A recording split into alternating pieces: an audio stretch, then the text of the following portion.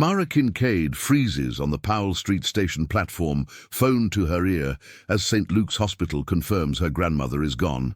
In her bag, a brown envelope digs into her palm, 4 words inside: "Don't sell, go down." Hours later, a lawyer calls her inheritance a useless maintenance tunnel. Her cousin begs her to sign it away, and then San Francisco goes dark, traffic lights dead, cell service gone, panic rising. Mara buys a used 2012 Toyota Prius and drives to the worthless hillside entrance, only to find a hidden map that someone named Larkin wants badly. What did her grandmother bury, and why now? Like and subscribe, and tell me where you're watching from. Mara Kincaid is standing on the Powell Street station platform when her phone vibrates in her hand, the screen lighting up with the name of St. Luke's Hospital. She almost lets it ring out. She already knows what the call means. The BART train roars in from Daly City, wind pushing against her coat, commuters angling for position toward the doors that will open toward Union Square. "Ms. Kincaid," the nurse says gently, and that gentleness confirms it. Her grandmother is gone. Mara presses her free hand against the tiled column behind her and closes her eyes while strangers brush past. Someone complaining about the N Judah being delayed again, someone laughing about brunch plans. The world does not pause. "She wasn't in pain at the end," the nurse adds. Mara thanks her, hears her own voice sounding composed and foreign. When she hangs up, she does not cry. Instead, she reaches into her bag and pulls out the old brown envelope her grandmother insisted she keep months ago after Sunday lunch in the Richmond district.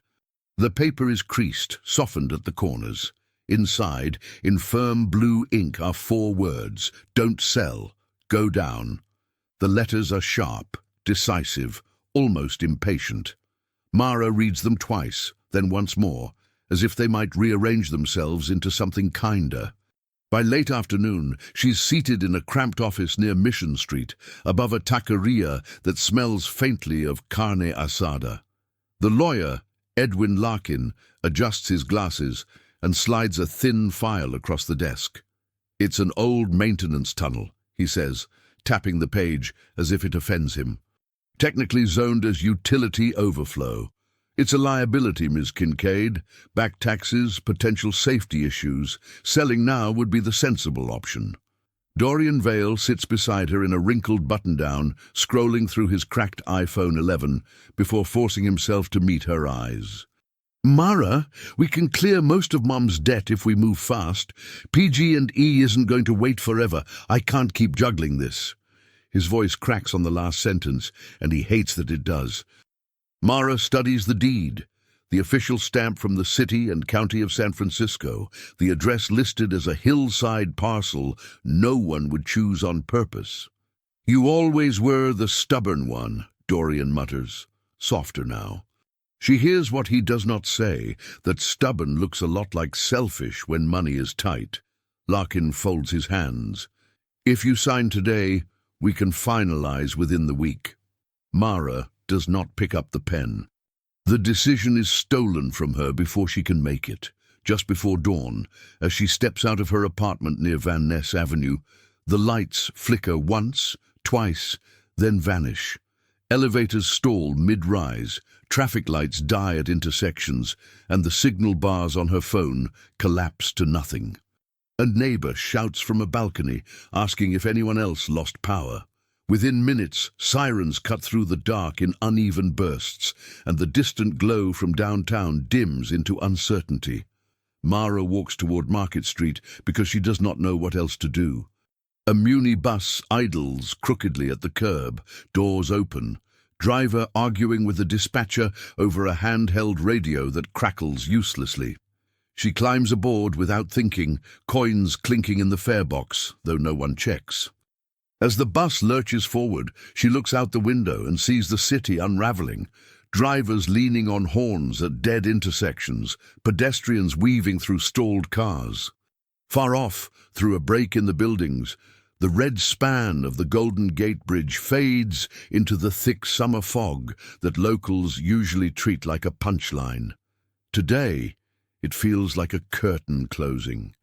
By mid-morning, the rumors spread faster than facts. Someone says it is a cyber attack. Someone else swears it is a transformer explosion near Oakland. Grocery stores in the Tenderloin are already rationing bottled water, and a clerk at a corner market on Polk Street tells Mara they are not taking cards, cash only. She checks her balance on her phone before the signal disappears completely. Rent is due in 4 days. She has a little over $2,000 in savings, not enough for long. The envelope in her bag feels heavier with every step. She walks past a used car lot near South Van Ness and stops in front of a silver 2012 Toyota Prius with a handwritten sign taped inside the windshield. Hybrid, good mileage, the salesman insists, gesturing toward the dashboard. It's steady, he says, lowering his voice as if the word itself is precious. Mara does not negotiate hard. She pays more than she should, signs paperwork under emergency lighting, and drives off before she can second-guess herself. The trunk fills quickly with gallon jugs, a basic toolkit from a hardware store on Mission, flashlights, canned beans, a bag of rice. Every purchase feels less like preparation and more like a line she is crossing. When she finally reaches the hillside parcel listed on the deed, the city behind her is unsettled and louder than she has ever known it. The property sits above a narrow road, scrub grass clinging to the slope, nothing that suggests value. Dorian's words echo in her head, practical, practical, practical. She parks the Prius at an angle and cuts the engine, the silence inside the car abrupt and intimate. For a moment she stays seated, staring at her reflection in the rearview mirror. Her grandmother used to say that decisions are easier when you admit what you're afraid of. Mara whispers it out loud. I'm afraid of being left with nothing. The admission steadies her. She steps out, gravel crunching under her sneakers, and walks toward the dark opening half hidden by brush. It smells damp, unused, forgotten. She pulls the envelope from her jacket pocket, reads the words again, and presses the paper flat with her palm as if she is taking an oath. Her grandmother did not leave her comfort. She left her a choice. Mara stands at the mouth of the tunnel, breath unsteady, the city still flickering uncertainly behind her, and understands that whatever happens next will not be decided in a lawyer's office. She switches on one of the new flashlights and watches the beam cut into the dark. Don't sell. Go down, she murmurs, this time not as a question, but as a reply.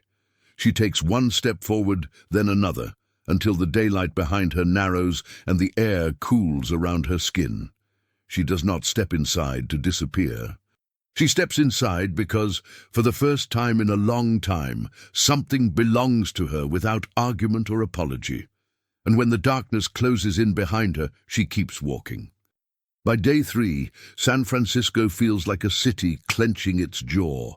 Mara sees it every time she drives her silver 2012 Toyota Prius down toward Market Street for supplies, cars stalled at intersections where traffic lights hang useless, drivers leaning out of windows and shouting over who waved first. Outside a Walgreens near Civic Center, people argue over portable chargers and batteries as if they are auction items. A handwritten sign taped to the door reads, "Cash only, no returns." Someone mutters that BART is running limited service from Daly City. Someone else swears the Bay Bridge is backed up for miles. Mara listens without speaking. She buys what she can, rice, canned beans, a box of medical masks, and keeps her head down.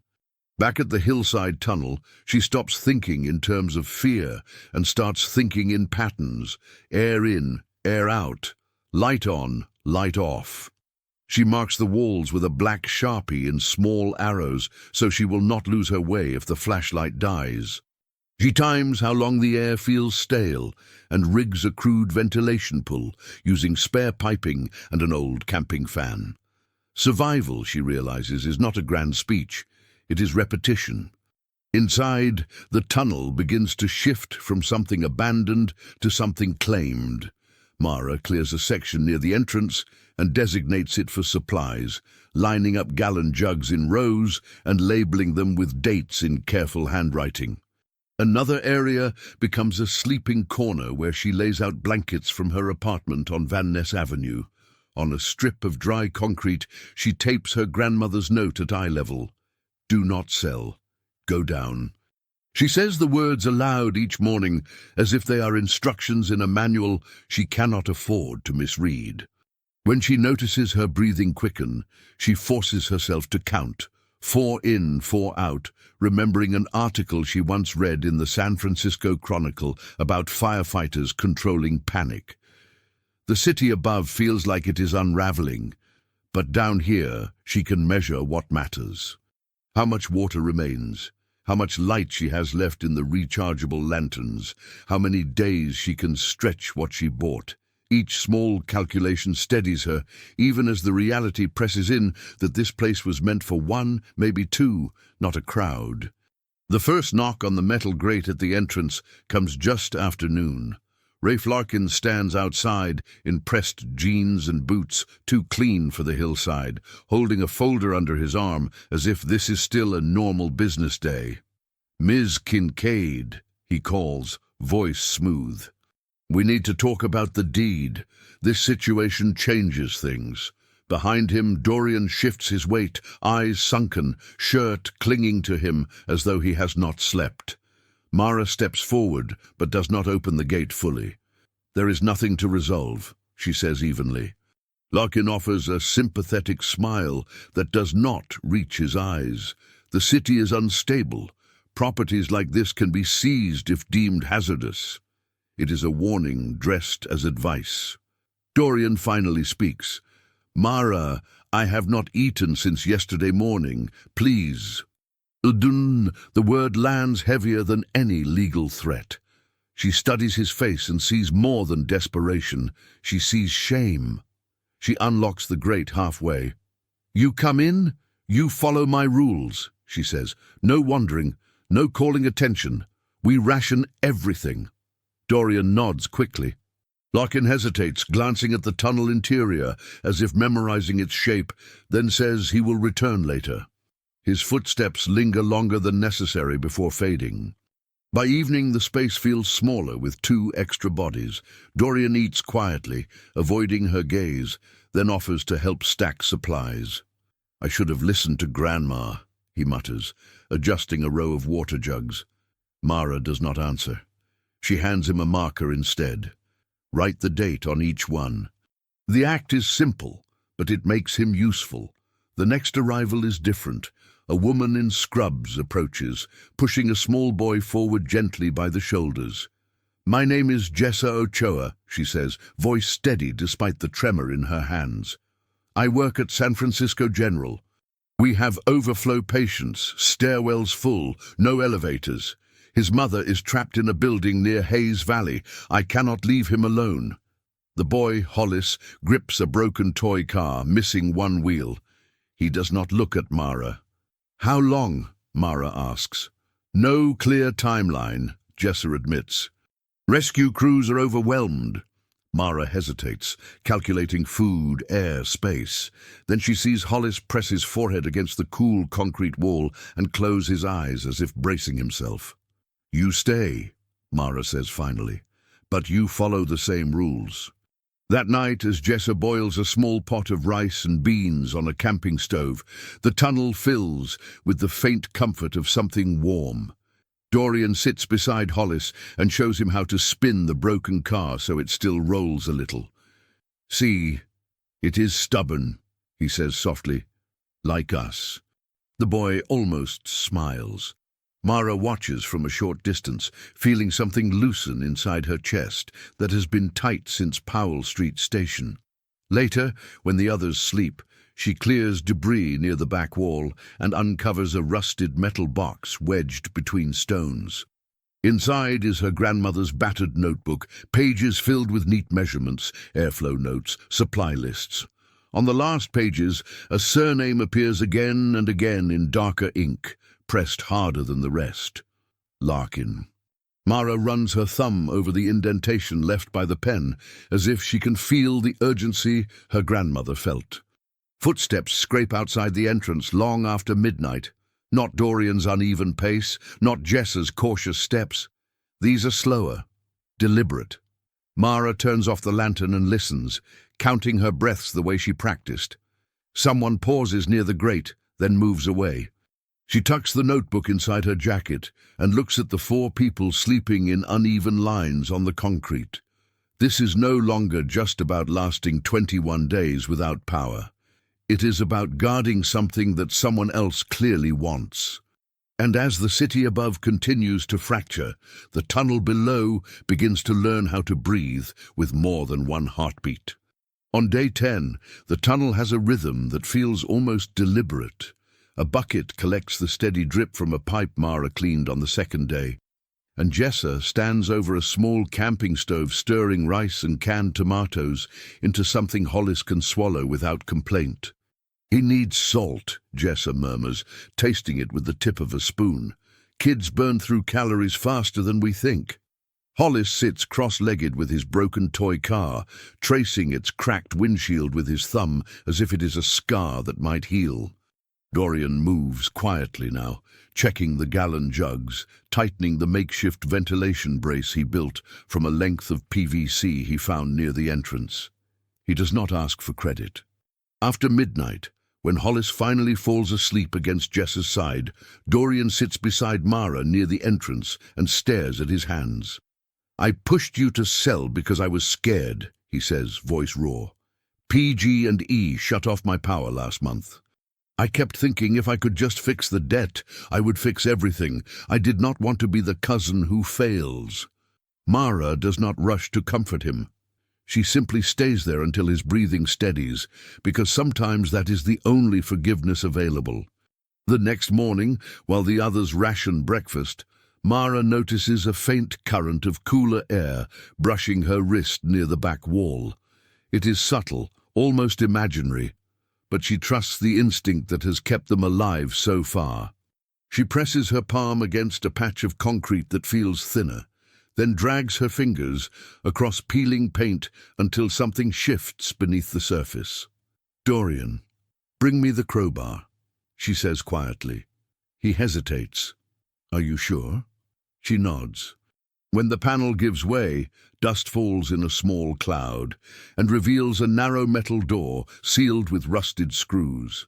Inside are rolled documents wrapped in waxed paper, old city plans stamped with the seal of the city and county of San Francisco. Mara spreads them on the ground carefully. The diagrams trace maintenance corridors that intersect beneath Powell Street Station and extend along Market Street toward Civic Center. There are notes in the margins about overflow routes and emergency access points, including one that connects to a residential building near Hayes Valley. At the bottom of a typed report is a familiar name, Larkin, the same surname from the lawyer's business card, the same one her grandmother wrote in furious ink.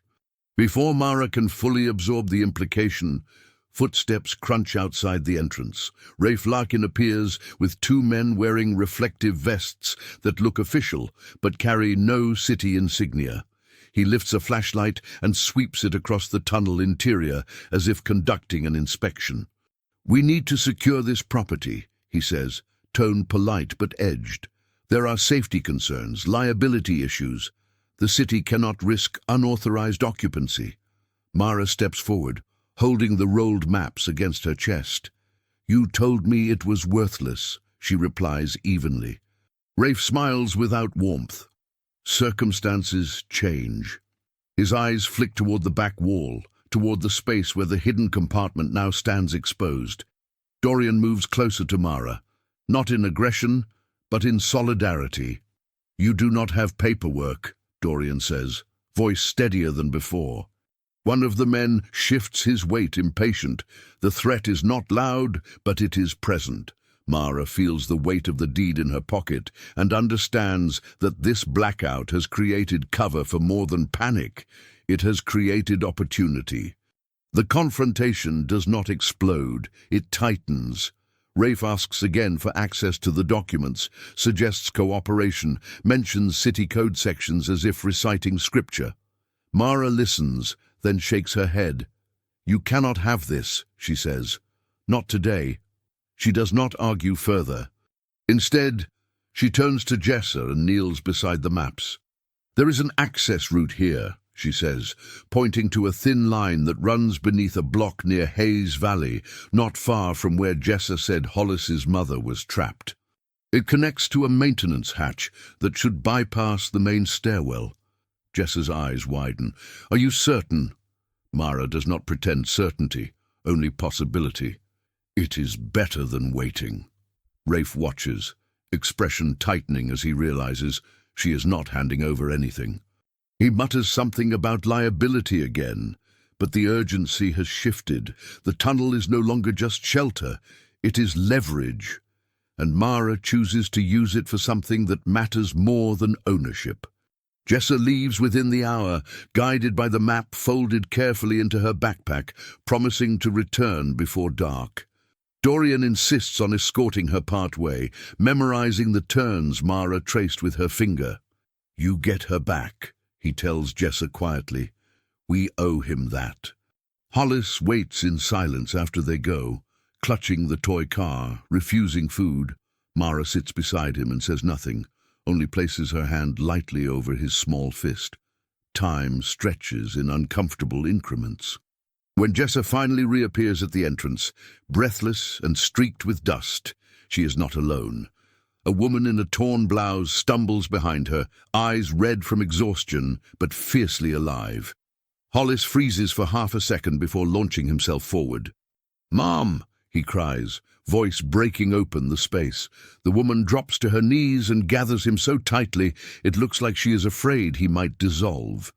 Jessa wipes her eyes with the back of her hand, laughing and crying at once. Dorian exhales, as if he has been holding his breath for days. Mara watches the reunion from a few steps away, feeling tears she has denied herself finally spill down her face. Her grandmother's note, still taped to the wall, catches her eye. "Do not sell. Go down." It no longer reads like a warning against loss. It reads like an instruction towards something braver. Dorian comes to stand beside her and places a hand on her shoulder, not claiming, just steady. "I will do better," he says quietly. Mara nods once. Later, when the immediate relief settles into something gentler, she smooths the recovered maps against the wall beside the note and secures them with strips of tape. She takes a marker and writes beneath her grandmother's words, hand firm, "No hesitation. No one gets left above."